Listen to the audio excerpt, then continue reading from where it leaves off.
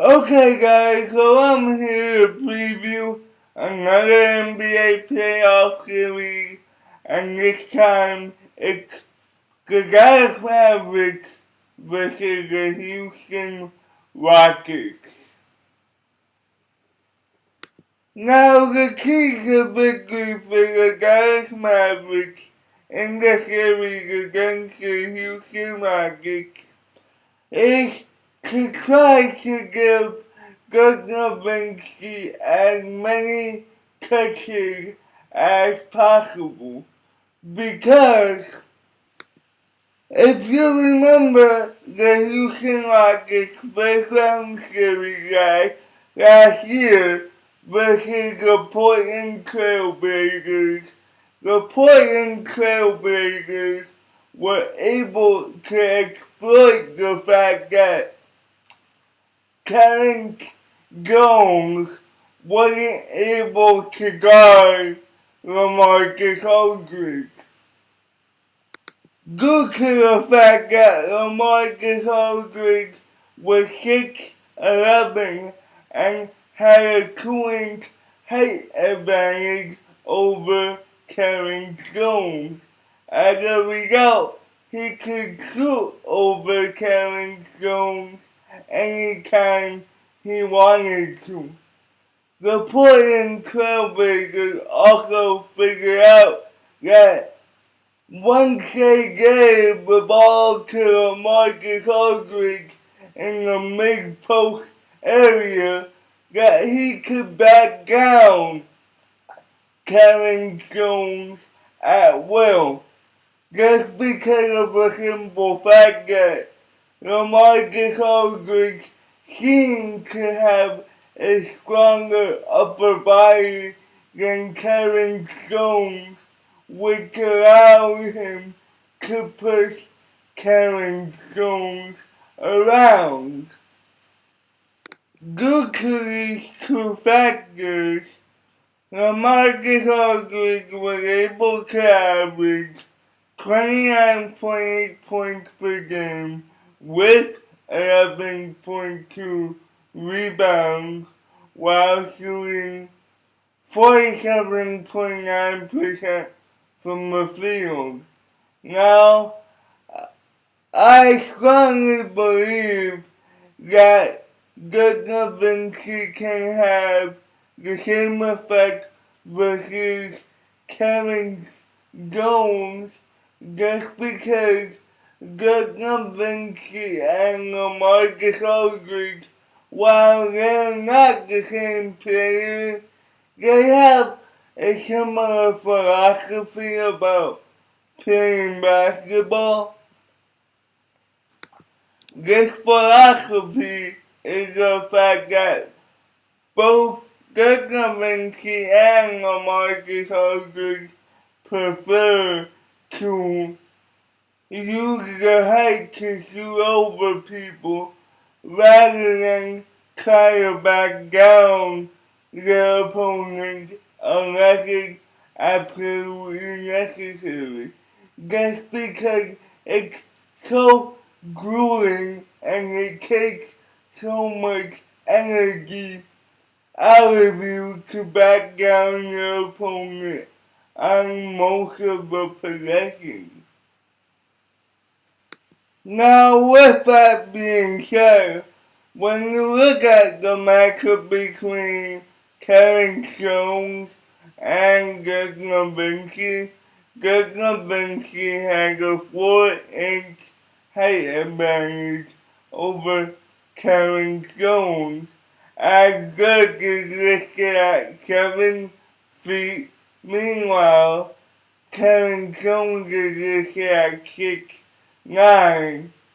Now, the Dallas Mavericks can use this height advantage in several ways. They could give the ball to Dirk Nowitzki on the mid-block by the logo at the side of the court and have Dirk Nowitzki just simply shoot over Karen Jones. Or they could have Dirk Nowitzki act as if he was going to back down and creating enough space to shoot a turnaround jump shot. Another scenario that the Dallas Mavericks could use his height advantage in is the fact that they could have Ryan Rondo bring the ball up to the free throw line and run a pick and pop play where Ryan Rondo is going to act like he's going to attack the basket, but instead he drops a bounce pass to get Nowitzki and he can shoot the basketball from there. And of course, they could also have Dirk Nowitzki back down Kevin Jones because I don't think Kevin Jones has the upper body strength that Dirk Nowitzki has, and he could dominate him that way.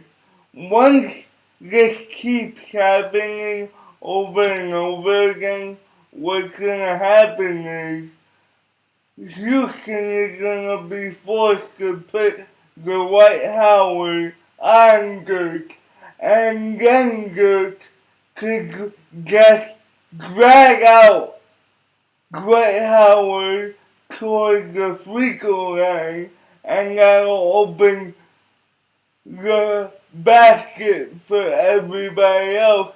Like Monte Ellis could attack the basket at will after that.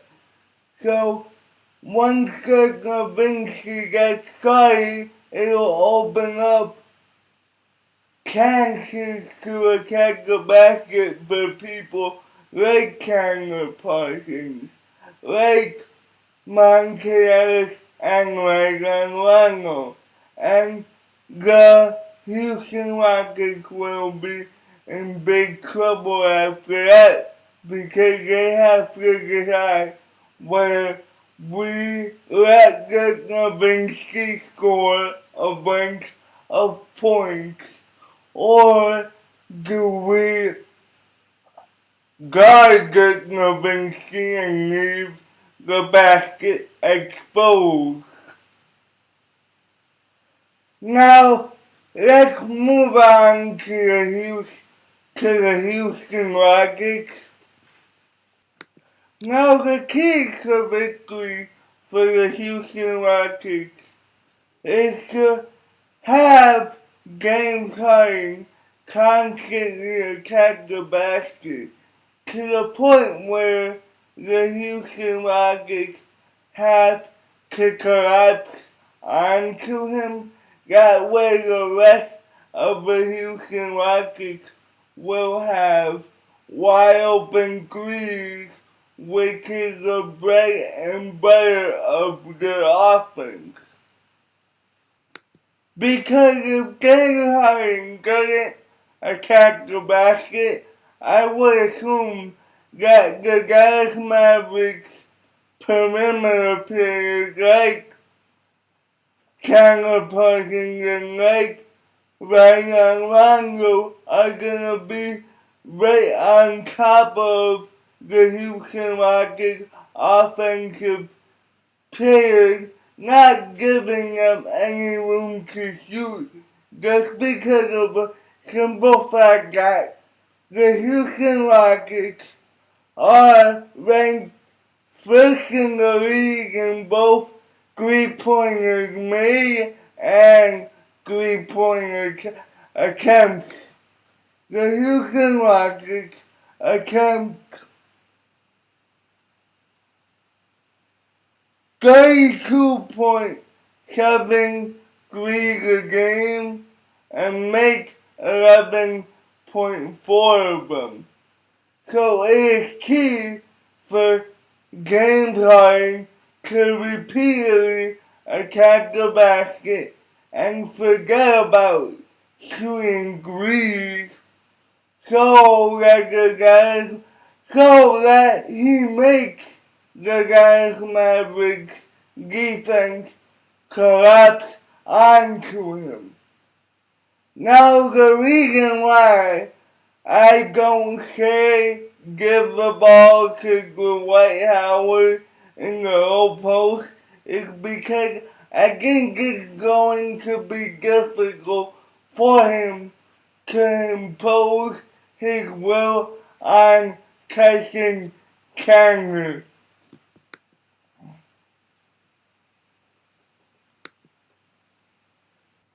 Now, James Harden, in order for the Rockets to win this series, has to cut down on his threes. James Harden so far this season is shooting 6.9 threes a game. I say cut that down to about 4 and just solely focus on attacking the basket, making the Dallas Mavericks defense collapse on you, and draw fouls and get to the free throw line. That way, you will get wide open shots for people like Trevor Ariza, Jason Terry, Josh Smith when he comes off the bench, people like that. Unless he does that, they have no chance of winning the series. Ultimately, I'm picking the Dallas Mavericks to win the series in 6 games just because too much of the load for the Houston Rockets offense is riding on James Harden's shoulders that I don't think he could sustain it throughout a 7-game series for the Houston Rockets to win the series as opposed to the Dallas Mavericks, where if Dirk is tired in one game, Monte could go off like that and carry the Dallas Mavericks for 1 or 2 games. It just can be the Dallas Mavericks have more reliable players than the Houston Rockets do. That's it for right now, guys. Peace.